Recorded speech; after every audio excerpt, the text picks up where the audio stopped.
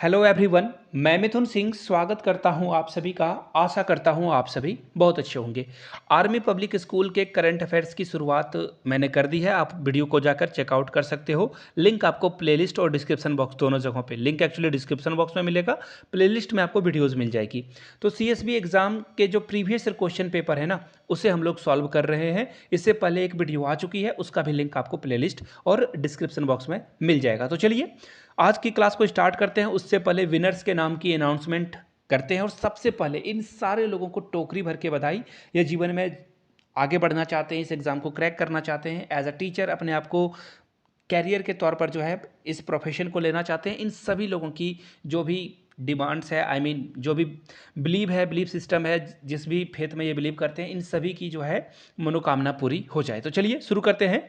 और शुरू करने से पहले मैं कुछ क्वेश्चंस पूछना चाहूँगा। आपको बस ये बताना है कि अभी के अकॉर्डिंग गार्डनर के जो भी मल्टीपल इंटेलिजेंस जो उन्होंने जो है अलग अलग इंटेलिजेंस दी है, तो कुल कितनी थ्योरीज दी है अभी के अकॉर्डिंग करंटली आपको बताना है। दूसरा क्वेश्चन आपके सामने ये रहा, एक डॉग पे बहुत फेमस एक्सपेरिमेंट हुआ है, उस एक्सपेरिमेंट का नाम आपको बताना है जिसमें उसे जो है खाना दिया जाता है घंटी बजाकर। तो एक बार खाना नहीं दिया जाता और घंटी बजा दी जाती है। इसके बाद क्या होता है, उसके मुंह से सलाइवा निकलने लगता है। इसके बारे में आपको बताना है वो कौन सी थ्योरी थी। तीसरा, एक चिंपैंजी के ऊपर जो है एक्सपेरिमेंट करा गया था, उसके बारे में भी आपको बताना है। तो चलिए आज की पेडागोजी वाली सेक्शन को हम लोग शुरू करते हैं। वेरी फर्स्ट क्वेश्चन आपके सामने ये रहा, which of the following is a pre required to learn a language. Language को सीखने के लिए क्या चीज़ की रिक्वायरमेंट होती है। तो देखिए, किसी भी चीज़ को सीखने के लिए सबसे पहले आपके अंदर मोटिवेशन होना चाहिए। अब बोलोगे आपने आंसर ही बता दिया, एक्सप्लेन तो कुछ करा नहीं। तो देखिए, मोटिवेशन के द्वारा आप नॉलेज गेन कर सकते हो। आपको टीचर कुछ भी चाहे, कितना भी चाहे पढ़ा ले, लेकिन आप पढ़ोगे नहीं जब तक आपके अंदर खुद से मोटिवेशन नहीं आएगा। चाहे वो जॉब पाने के लिए हो, अच्छे स्कोर करने की बात हो, वो आप जो है मोटिवेशन के कारण ही कर पाते हो। अगला है बिहेवियर। आप बिहेवियर तभी ठीक कर पाओगे जब आपको एक मोटिवेशन मिलेगा कि माँ बाप आपको जो है अप्रिसिएट कर रहे हैं, आपने बिहेवियर चेंज किया, सुबह उठ रहे हो, आप वॉक कर रहे हो, एक्सरसाइज कर रहे हो, है ना, या फिर बड़ों को थोड़ा सा रिस्पेक्ट दे रहे हो। अब देखो, स्किल भी आपको सीखना है, जैसे फोटोग्राफी सीखनी है। जब तक आपके अंदर मोटिवेशन नहीं आएगा, इंटरेस्ट नहीं आएगा, आप चीज़ सीख पाओगे। इसी तरह से वैल्यूज़ की भी बात करें तो वैल्यूज़ भी जो है मोटिवेशन के माध्यम से ही सीखा जाता है। लैंग्वेज के अलावा मैंने ये सारी चीज़ें आपको एक्सप्लेन करके बता दी। चलिए अगले क्वेश्चन की ओर हम लोग बढ़ते हैं। विच of the following is not a domain. देखो, ये यहाँ पे सारा मामला गड़बड़ कर दिया, नॉट पूछ दिया गया है। नॉट में सबसे पहले मैं ना ब्लूम टेक्सोनॉमी के बारे में बात कर लेते हैं। ब्लूम टेक्सोनॉमी में जो है 3 सेक्शन के बारे में बात की गई है। पहला क्या है, कॉग्निटिव। और कॉग्निटिव में क्या बातें कही गई है वो मैं आपको बता देता हूँ। देखो, कॉग्निटिव के बारे में देखिए, यहाँ पे एन छूट गया है, सॉरी। कॉग्निटिव में जो है रिकॉल किया जाता है चीज़ों को। आप जो है जो चीज़ पहले सीख चुके हो उसे आप रिकॉल करते हो। दूसरा क्या है, देखो दूसरे की अगर मैं बात करूँ तो दूसरा है अफेक्टिव। दूसरा क्या है, अफेक्टिव, जहाँ पे आपके एटीट्यूड के कारण जो है चीज़ें बदलती है या फिर वैल्यूज़ के कारण आपकी चीज़ें बदलती है। तीसरा है साइकोमोटर। इन्होंने जो है साइकोमोटर के बारे में बात करी है। साइकोमोटर में जो है आप वर्क करते हो, ठीक है। अब देखिए, कॉग्निटिव आपको ऑप्शन में दिखेगा, अफेक्टिव दिखेगा, साइकोमोटर भी दिखेगा। कौन सा ऑप्शन नहीं दिखेगा? 3 डोमेन में। 3 डोमेन में देखो यहाँ पे कॉग्निटिव की बात नहीं की गई है, यानी कि देखो यहाँ पे थोड़ी सी यही दोनों ऑप्शन है, बट यहाँ पे एक ऑप्शन था कॉग्निटिव, ठीक है, कॉग्निटिव। तो ये ऑप्शन नहीं होगा, ऑप्शन 1 इसका सही जवाब होता। एक्चुअली में यहाँ पे थोड़ी सी टाइपो एरर हो चुकी है। आगे देखिए, आपको ये पूछा गया कि अगर एक बच्चा, area of a circle of radius 2 centimetre का रेडियस है और एरिया निकालने की बात की गई है। अब आपको बताना है कि ये किस कॉग्निटिव डेवल, ये जो डोमेन है, ये क्वेश्चन किस थ्योरी को अप्लाई करेगा, वो ताकि वो चीज़ों को आसानी से जो है इस क्वेश्चन को सॉल्यूशन कर पाएगा। तो देखो, सबसे पहले मैं आपको बता देता हूँ, सबसे फर्स्ट टर्म जो आता है वो आता है रिमेंबरिंग का। रिमेंबरिंग के बाद आता है अंडरस्टैंडिंग, आप चीज़ों को अंडरस्टैंड करते हो। इसके बाद आता है अप्लाई, और अप्लाई के बाद फिर क्या आता है, एनालाइज करते हो आप चीज़ों को। उसके बाद जो है इवोल्यूएट करते हो और फिर आप नए चीज़ को क्रिएट कर पाते हो। याद रखिए, पहला क्या है, रिमेंबरिंग, पेन पेपर पे नोट डाउन कर लीजिए। दूसरा अंडरस्टैंडिंग, तीसरा है अप्लाइंग, चौथा है एनालिसिस, और तीसरा है, सॉरी, पांचवा है इवोल्यूटिंग, और फिर है क्रिएटिंग छठा नंबर पे। 6 नंबर पे ये था। अब देखो, यहाँ पे बात की जा रही है फॉर्मूला अप्लाई करने की, तब वो आंसर ला पाएगा। ये आंसर क्या हो जाएगा, अप्लाइंग। तो मैंने जो आपको अभी 6 डोमेन बताए हैं, इसको जरूर याद कर लीजिएगा आप, ठीक है। आगे बढ़े उससे पहले आप लोगों को बता दूं, एक स्पेशल ऑफर आप लोगों के लिए शुरू किया गया क्योंकि एग्ज़ाम बहुत नज़दीक है। तो 699 के जो प्राइस को आप पे कर रहे थे नोट्स के लिए, अब आपको सिर्फ 599 ही पे करना है और आपको मेरे हैंड रिटन नोट्स मिल जाएंगे। yourmithunsingh@gmail.com पे मेल करके आप जो है क्वेश्चन पेपर और नोट्स ले सकते हो एग्ज़ाम को क्रैक करने के लिए। अगर आप सीरियस स्टूडेंट हो तो ही आप मेल कीजिए और इंस्टा पे @iMithunSingh पे आप मुझे कॉन्टैक्ट कर सकते हैं। आपको प्रीवियस ईयर क्वेश्चन पेपर और मेरे हैंड रिटन नोट्स मिल जाएंगे। चलिए आगे बढ़ते हैं नेक्स्ट क्वेश्चन की ओर। The psychologist who defined the moral development. Moral development की बात किसने करी है? तो देखिए, मोरल डेवलपमेंट की बात जैसे ही आप सुनोगे आपके मन में आ रहा होगा कोहल वर्ग, है ना। इनके बारे में आपको याद आ रहा होगा, जहाँ पे इन्होंने जो है पनिशमेंट रिवॉर्ड वगैरह की बात करी है। लेकिन याद रखिए, प्याजे साहब ने भी जो है मोरल डेवलपमेंट की बात की है। कब की है? 1932 में। कब की है? 1932 में। और इन्होंने जो है जो बातें बताई है, मैं आपको ट्रायंगल के माध्यम से बताने की कोशिश करता हूँ। टोटल 1 2 3 4 5 6, याद रखना कितने हैं? 6। Wait a minute, 1 2 3 4 5 6। चलो, पहले सबसे लास्ट में है प्रिंसिपल की बात की जाती है। मैं शॉर्ट में बोल रहा हूँ, आप लिखते जाना। पहले प्रिंसिपल की बात की जाती है, फिर बात किसकी की जाती है? फिर है सोशल कॉन्ट्रैक्ट की बात की जाएगी, सोशल कॉन्ट्रैक्ट की। इसके बाद जो है इसमें लॉ एंड ऑर्डर के ऊपर जो आपका रिस्पेक्ट है, लॉ एंड ऑर्डर के ऊपर जो है उसके बारे में बात की जाती है। फिर गुड बॉय के बारे में बात की जाती है, गुड बॉय बैड बॉय। उसके बाद जो है सेल्फ इंटरेस्ट के बारे में बात की जाती है। और सबसे पहले अवॉइड पेन। तो सबसे पहले बच्चा क्या करेगा? पिटने से बचना चाहेगा। उसके बाद जो है अपने इंटरेस्ट के बारे में बात करेगा। जैसे कि उसके दोस्त ने कहा चलो खेलने चलते हैं, तो वो देखेगा कि जो खेल होने वाला है उसमें उसे मज़ा आता है नहीं। उसके बाद क्या है? गुड बॉय, वो अच्छा बनने की कोशिश करेगा। फिर लॉ एंड ऑर्डर को मेंटेन करेगा। फिर सोशल कॉन्ट्रैक्ट को बनाएगा। उसके बाद सबसे लास्ट में प्रिंसिपल के बारे में बात की जाएगी। तो ये था प्याजे साहब के द्वारा दी गई थ्योरी। आंसर क्या होगा? Option number 4। अगले क्वेश्चन की ओर हम लोग बढ़ेंगे। नेक्स्ट क्वेश्चन आपके सामने ये रहा। आपको बस ये बताना है LAD। अगर आपने पिछला लेक्चर देखा है तो मैंने आप लोगों को वहाँ पे इसका आंसर बताया था। लैंग्वेज एक्विजिशन डिवाइस, यानी कि आपके ब्रेन में देखो एक्चुअली ऐसी डिवाइस होती नहीं है, लेकिन एक परसेप्शन बनाया गया है कि ऐसी डिवाइस आपके माइंड में होती है जहाँ से आप ग्रामर को सीख सकते हो, किसी भी ग्रामर को सीख सकते हो। जैसे अगर बंगाली फैमिली में कोई बच्चा पैदा होता है तो वो बंगला आसानी से सीख पाता है। इसी तरह से एक उड़िया परिवार में कोई बच्चा पैदा होता है तो उड़िया, पंजाबी परिवार में कोई पैदा होता है तो पंजाबी, तमिल फैमिली में कोई अगर बच्चा पैदा होता है तो वो तमिल सीख लेता है, हिंदी स्पीकिंग में हिंदी को चीज़ों को सीख पाता है। Same with English and respective language. तो देखो LAD के बारे में बात की है नोम चॉम्स्की ने।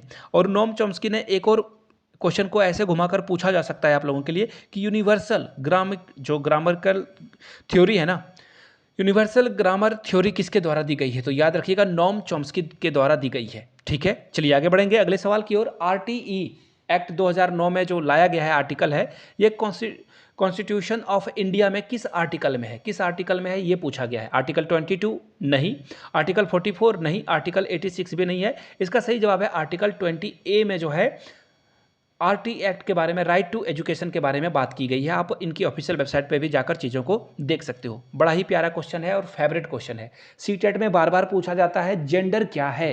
तो देखिए जेंडर जो है ये सोसाइटी के द्वारा क्रिएट किया गया है। जेंडर जो है आमतौर पर क्या दर्शाता है? ये सोशल जो कंस्ट्रक्शन है ये दिखाता है। जेंडर का मतलब होता है बॉडी स्ट्रक्चर। क्या है? बॉडी स्ट्रक्चर की बात की जाती है कहाँ पे?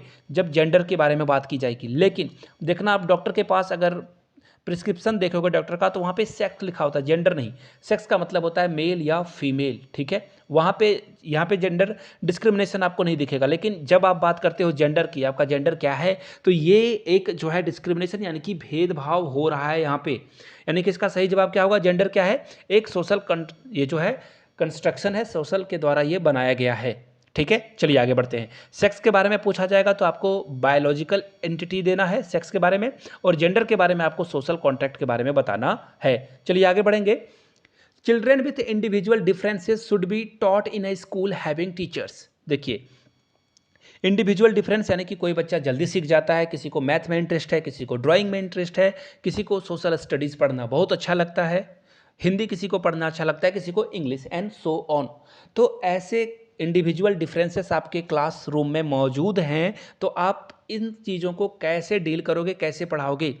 आप होमोजेनियस लर्नर को ट्रेन करने की कोशिश करोगे, to teach in a different section classroom based on their individual differences, अलग अलग सेक्शन में आप बांटकर उसे पढ़ा दोगे, नहीं, ये भी गलत तरीका है। आप ऐसे पैडागोजी का इस्तेमाल करोगे, अलग अलग डिफरेंट पैडागोजी का इस्तेमाल करोगे, ताकि जो डाइवर्स लर्निंग नीड है, डाइवर्स यानी कि अलग अलग डिमांड है, उसकी सप्लाई हो सके। अलग अलग टैक्टिक्स आप अपनाओगे, अलग अलग पैडागोजी की जो स्किल है आप सीखे हो उसे अपनाओगे, यानी कि ऑप्शन थर्ड इसका सही जवाब होगा। आगे बढ़ेंगे क्वेश्चन नंबर 9 की ओर। एक्चुअली यहाँ 10 लिख दिया गया है, कोई बात नहीं। How can a teacher encourage her student to be, देखो यहाँ पे क्या बात की जा रही है कि बच्चों को सिखाने के लिए कैसे मोटिवेट करोगे आप, कैसे उसे जो है मोटिवेशन उसके अंदर आप लाओगे, उसे डरा धमकाकर बिल्कुल नहीं। देखो ये नेगेटिव वर्ड आ गया। बाय गिविंग कॉम्पिटिटिव टेस्ट, देखो कभी भी कॉम्पिटिटिव टेस्ट देकर आप बच्चे को सिखा नहीं सकते हो, ये भी गलत बात है। जैसे कि एग्जांपल देता हूँ, हाथी को अगर बोल दिया जाए कि पेड़ पर जल्दी चढ़कर दिखाओ, तो बंदर चढ़कर दिखा देगा, तो बंदर तेज हो गया क्या हाथी से? नहीं ना। इसी तरह से अगर बंदर को बोल दिया जाए कि पानी में स्पीड तैर कर दिखा, वहाँ मछली जीत जाएगी। तो अलग अलग फील्ड के लिए अलग अलग इंडिविजुअलिटी की बात की जा रही है यहाँ पे, आप चीज़ों को समझ पा रहे हो। कंपटीशन एक रिटन टेस्ट से किसी की डेस्टिनी नहीं की जा सकती है। By supporting them in setting individual goal and their mastery, देखिए ये सबसे सही जवाब है। आप क्या करोगे, उन्हें सपोर्ट करोगे, ताकि जैसे कि सपोर्ट कर लो कि कोई बच्चा मैथ में बहुत पुअर है, फेल हो जा रहा है, बार बार फेल हो रहा है बच्चा, ठीक है, लेकिन आप क्या करोगे, हो सकता है कि इस बार वो एटलीस्ट 30 मार्क्स ले आए 100 में, या 33 ले आए, तो ये उसकी अलग इंडिविजुअल गोल है, तो आप उसे इस तरह से मोटिवेट कर सकते हो। तो सही जवाब क्या होगा, ऑप्शन नंबर थर्ड। आगे बढ़ेंगे नेक्स्ट क्वेश्चन की ओर। प्ले, यानी कि प्ले जो है एक साइंटिफिक डेवलपमेंट में बच्चों के बीच में जो है एक बहुत ही इम्पैक्टफुल रोल प्ले करता है। आपको बस ये बताना है कि वो कौन सा रीज़न है, एक्सपेक्ट यानी कि वो रीज़न नहीं है जो कि बच्चा अगर खेलता है तो उससे वो चीज़ों को ठीक नहीं कर पाएगा। तो देखिए वो मास्टरी अपने बॉडी पे करते हैं, बिल्कुल ठीक है, ये सही बात है। बच्चा अगर खेलेगा तो उसके मसल्स फ्लैक्स होंगे, वो अच्छे से चीज़ों को कर पाएगा, दैट्स राइट। अब आगे बढ़ते हैं। It is just a pleasant way to spend time, क्या ये जो है खेलने के लिए जो है, सिर्फ खेलने के लिए जो है मज़ा आता है इसलिए खेलते हैं? नहीं, यही रॉन्ग है इसमें। देखो आपके सेंस ऑर्गन बढ़ेंगे, बिल्कुल सही बात है, खेलते हो तो आप अलग अलग सेंस ऑर्गन का इस्तेमाल करते हो। दे एक्वायर न्यू स्किल, बिल्कुल नए नए स्किल को सीखते हैं खेलने के दौरान, और उससे सीखते हैं सोशल में, आप एक्चुअली सोसाइटी में कैसे जो है आप चीज़ों को, रूल को कैसे फॉलो करोगे, ये चीज़ें आप कहाँ सीखते हो, प्ले के दौरान। तो सही आंसर इसका क्या हो जाएगा, ऑप्शन नंबर थर्ड। ये सबसे कम नेगेटिव फुल है कि प्लेजेंट के लिए तो खेला जाता है, लेकिन सिर्फ इसी के लिए नहीं खेला जाता है। थर्ड इसका राइट आंसर है। आगे बढ़ेंगे अगले क्वेश्चन की ओर। अब आपको बताना है कि प्रोग्रेसिव एजुकेशन के बारे में कौन बात कर रहा है। चलिए प्रोग्रेसिव एजुकेशन के बारे में देखिए, एनसीएफ में क्या बातें कही गई है। एनसीएफ में बताया गया है कि आप बच्चों को करके, यानी कि लर्निंग बाय डूइंग से चीज़ों को सिखा सकते हो, प्रैक्टिकल लाइफ से चीज़ों को सिखा सकते हो, उसके रियल वर्ल्ड में जो चीज़ें हैं एग्जिस्ट करती है, यानी कि उसके रियल वर्ल्ड में जो चीज़ें हैं आसपास, उससे वो चीज़ों को सीख पाएगा। उसे कोऑपरेटिव यानी कि ग्रुप के द्वारा सिखाया जा सकता है बच्चों को, अलग अलग ग्रुप में एक्चुअली डिवाइड, खेल वगैरह जब भी आप कराते हो तो ग्रुप वगैरह में। इससे क्या होगा कि बच्चे के अंदर जो सोशल एलिमेंट हैं वो जागेंगे, कॉपरेशन की भावना जागेगी। और ये सारे ऑप्शन आपको कहाँ पे मिलेगा, देखो टेस्ट वगैरह लेना है क्या, नहीं लेना है, गलत हो गया। लेबल नहीं करना है कि ये बच्चा जो है छोटा है तो इस ग्रुप में जाएगा, बड़ा है तो इस ग्रुप में जाएगा। अब देखो रैंकिंग की बात नहीं की जाती है, ये भी इनकरेक्ट हो जाएगा, तीनों ऑप्शन कट गए आपके। सही क्या है, learning by doing, project method, या फिर कोऑपरेटिव लर्निंग के द्वारा जो है, यानी कि सहयोग के भावना के द्वारा जो है चीज़ों को ठीक किया जाता है। 12 का 1 आंसर हो जाएगा। आगे बढ़ेंगे अगले सवाल की ओर। Provisions of mid day meal, यानी कि स्कूलों में जो गवर्नमेंट स्कूल में मिड डे मील दिया जाता है, इसका क्या ऑब्जेक्टिव है, क्या इसका आउटपुट है। तो देखिए बच्चों को मिड डे मील जो है इसलिए दिया जाता है ताकि बच्चे स्कूल से ड्रॉप आउट ना हो जाएं, बच्चे स्कूल में आएँ, ये तो सही जवाब हो गया। स्कूल की अटेंडेंस बढ़ाने के लिए, बिल्कुल ये भी सही है, ठीक है। अगला देखो, अब पूछा गया है कि कोऑपरेटिव बिहेवियर को जो है ना, या फिर क्लास बैकग्राउंड के बारे में बात की जा रही है, तो ये भी सही है। तो आंसर आपका क्या हो जाएगा, 4। सारी बातें सही है, क्लियर है, चारों बातें सही है। आगे देखें अगले क्वेश्चन की ओर। रणवीर जो है टाइप राइटिंग सीख चुका है, देखो यहाँ पे अगर आप क्वेश्चन को पढ़ोगे वो टाइप राइट सीख चुका है सीख चुकी है, सॉरी, और वो जो है हाई स्कूल जाती है और वहाँ पे कंप्यूटर सीखने में उसे जो है आसानी हो जाती है, बहुत आसानी से वो चीज़ों को सीख पा रही है। इसका क्या रीज़न है? पहले से उसने कीबोर्ड को अच्छे से पढ़ लिया है, तो वो क्या करेगी, वो ट्रांसफ़र ऑफ लर्निंग करेगी। पहले से कोई चीज़ अगर आप सीखते हो और आगे उसी का यूज़ कर रहे हो, that's called transfer of learning. Option 2 आपका सही जवाब होगा। आगे देखिए अगले सवाल की ओर। लर्निंग का एसेंशियल कंपोनेंट क्या है? बहुत ही अच्छा सवाल है ये। देखो, लर्निंग की बात की जा रही है, लर्निंग में जो है ऑब्जेक्टिव्स की बात की जाएगी। देखिए, ऑब्जेक्टिव्स का मतलब क्या हुआ? ऑब्जेक्टिव्स का मतलब ये हुआ जब आप लर्निंग को जो है अलग अलग तौर तरीके से देख पाओगे। सिर्फ ये नहीं कि स्कोरिंग की बात ही की जाए, आप उसे कैसे रियल लाइफ में इस्तेमाल कर पाते हो। तो इसका सही जवाब क्या होगा? ऑब्जेक्टिव्स। लेकिन यहाँ पे देखिए लर्निंग में क्या क्या चीज़ें आती है। नॉलेज आएगा आपका, इसके अलावा जो है नॉलेज के अलावा एटीट्यूड आएगा, एटीट्यूड के अलावा क्या आएगा, स्किल आएगा, यानी कि नॉलेज सीख रहे हो आप, वहाँ पे चीज़ों को, नॉलेज को गेन कर रहे हो। एटीट्यूड यानी कि आपका बिहेवियर कैसा है। स्किल यानी कि आप उससे जो है रियल लाइफ में इस्तेमाल करके कुछ पैसे अर्न कर सकते हो या नहीं। आगे बढ़ते हैं अगले सवाल की ओर। Which of the following motives are considered as a primary motive? अब देखो प्राइमरी मोटिव क्या है, तो मैंने आपको पिछले दिन, अगर आपने वो वीडियो देखी होगी तो आपको पता चलेगा। साइकोलॉजिकल मोटिव्स के बारे में किसने बात करी है? मैस्लो ने बात करी है। किसने? मैस्लो ने। और मैस्लो ने वो पिरामिड दिया था, हायरार्की दी थी, जिसको मैंने आपको बताया था। वो वीडियो जाकर आप देखोगे तो आप सीख पाओगे। उस हायरार्की में क्या बातें कही गई थी कि सबसे पहले नीड है, नीड में सबसे एसेंशियल नीड क्या आता है? फूड। फूड के बाद रेस्ट भी आता है, वाटर भी आता है। तो वो चीज़ों को आप देख पाओगे, सिक्योरिटी वगैरह सब कुछ इसमें आपको देखने को मिलेगा। आगे देखते हैं अगले क्वेश्चन की ओर। देखिए ये बहुत बहुत बहुत इंपॉर्टेंट सवाल है, एक क्वेश्चन आपको इससे देखने को मिलेगा। पूछा गया है कि 4 अलग अलग तरीके पढ़ने के क्या हैं। देखो सबसे पहला तरीका क्या है मैं आपको बताता हूँ। इंटेंसिव लर्निंग, इंटेंसिव रीडिंग का क्या मतलब है? जहाँ पे सिर्फ और सिर्फ एक्यूरेसी यानी कि सही सही पढ़ने पे बात की जाएगी, वो है इंटेंसिव रीडिंग।